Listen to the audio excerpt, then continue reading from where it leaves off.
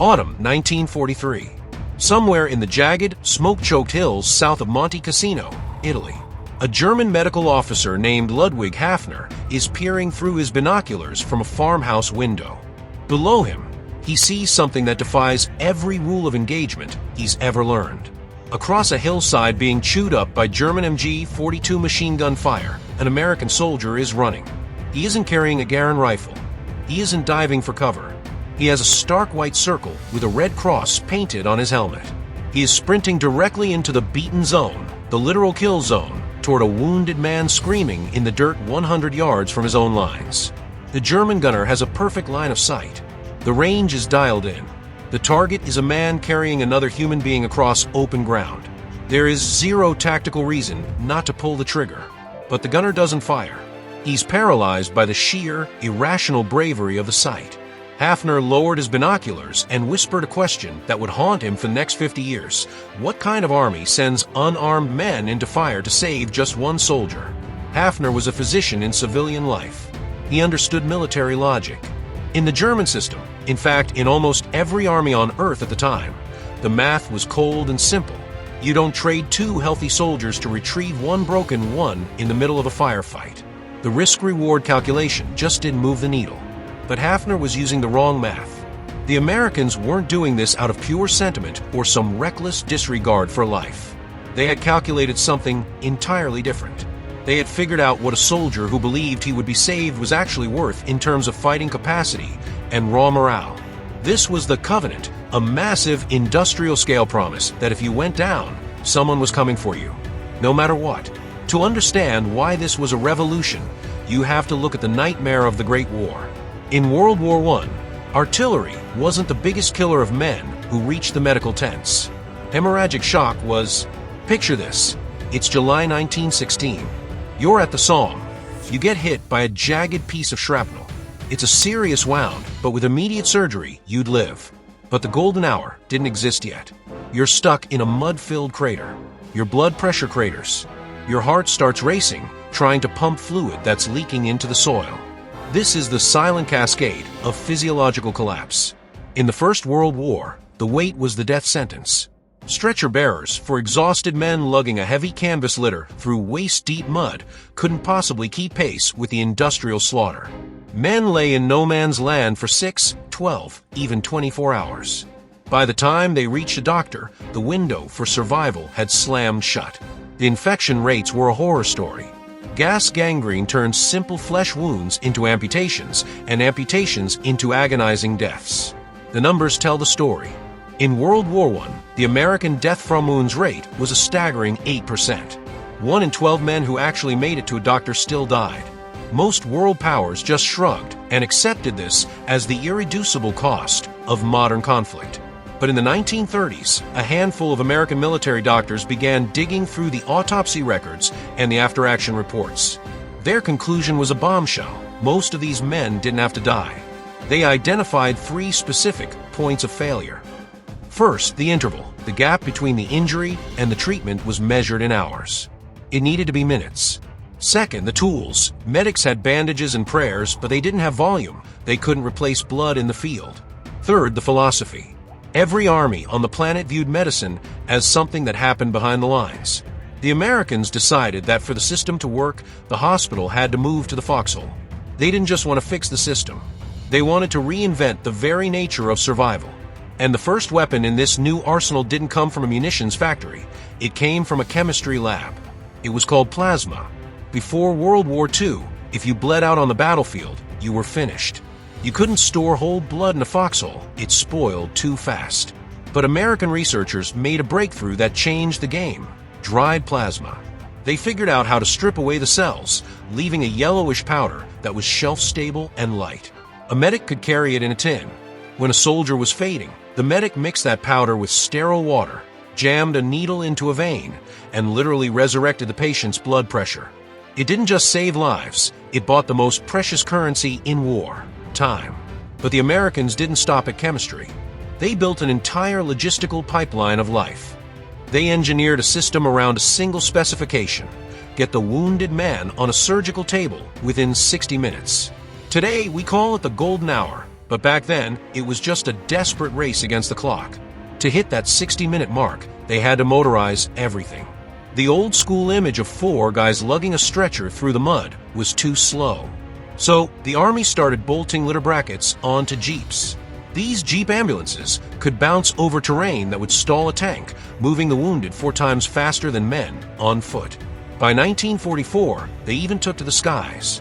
The C-47 transport planes that dropped paratroopers behind enemy lines would fly back loaded with wounded soldiers. Over 1.1 million men were evacuated by air during the war. The death rate during those flights? Almost 0. But the heart of this machine wasn't a Jeep or a plane.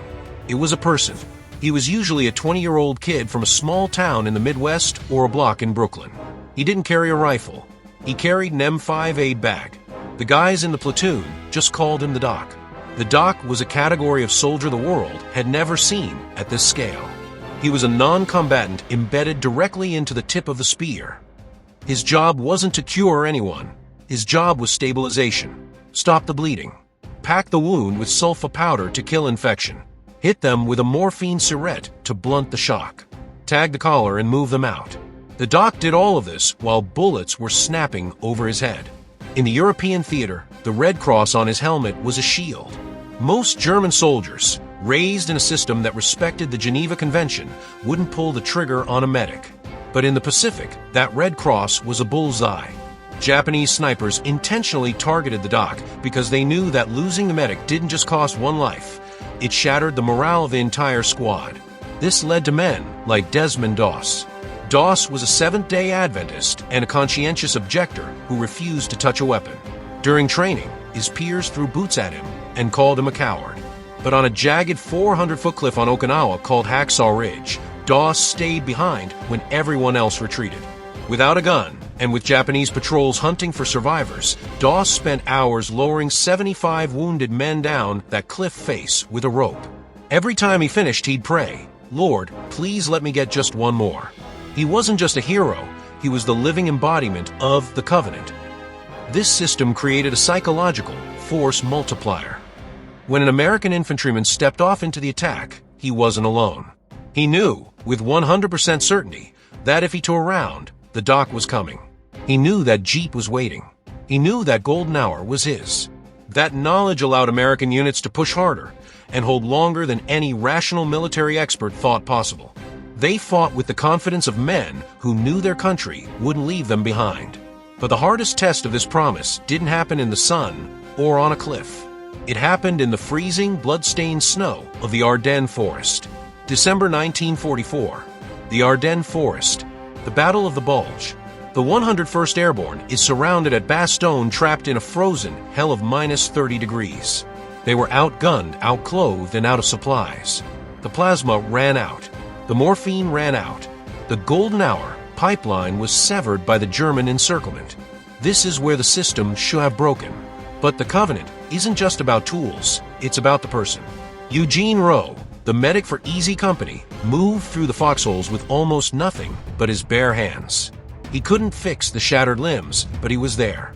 He sat with the dying in the snow because the promise of the American medic wasn't contingent on a supply drop. It was a blood oath. Bastogne proved that even when the technology fails, the commitment doesn't. And that is exactly why the 101st didn't break. Now let's look at the cold, hard numbers, the forensic audit of this revolution. In the First World War, 8% of American soldiers who reached a doctor still died of their wounds. In World War II, that number plummeted to 4.5%. That sounds like a small shift until you realize the scale of the conflict. The United States had 670,000 wounded in World War II. If the old World War I mortality rate had held, an additional 53,000 Americans would have died from their injuries. 53,000 names that are not on memorial walls today. 53,000 families who never had to receive a "we regret to inform you" telegram. They went home because a kid from Ohio or Alabama ran into the fire with a bag of dried powder and a length of rope. The overall success rate was even more staggering. The percentage of wounded men retrieved from the field jumped from 50% in the Great War to 75% in World War II. This wasn't just good medicine. This was a fundamental shift in how the world viewed the value of a soldier's life. The Germans, including Ludwig Hafner, who watched that medic at Casino, simply couldn't wrap their heads around it. After the war, American historians interviewed captured German surgeons. The Germans were stunned by the aggressive transfusion policy. While German doctors were conservative, saving blood for those they thought had a high chance, American medics dumped volume into every man they could reach. They brought the hospital to the foxhole, while the Germans were still trying to drag the foxhole to the hospital. But the deepest gap was cultural. This is exactly why the Germans were so puzzled. The German sanitator was an armed combatant first, a medic second. His identity was tied to the hierarchy of the state. But the American doc was a non-combatant. His identity was tied to the individual soldier. It was a mutual obligation. Asterisk, I will fight, and you will come for me. Asterisk, Ludwig Hafner's post-war memoirs put it best. Asterisk, we had good medicine. They had a covenant. Asterisk, most of the men who kept this covenant are ghosts now. Their names aren't in the big history books. They're the battalion surgeons who worked in bombed-out barns. They're the litter-bearers who carried men 4 miles through the mud of the Hurtgen forest until their hearts gave out. They are Robert Wright and Kenneth Moore, whose blood-stained pews in that Normandy church remain a silent witness to a promise kept. The American medical system in World War II wasn't just a technological upgrade. It was a different argument. It argued that a human life was worth the entire cost of the system built to save it. And that argument, kept 10,000 times over by unarmed men running toward the sound of the guns, is the real reason why the Germans watched in disbelief.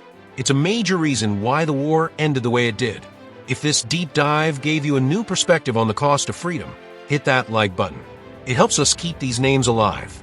If your family has a story of a medic who served, tell us in the comments. We read every single one. Subscribe to History's Battle Lines for more forensic audits into the heart of conflict. And remember, war is about numbers, but it's won by names.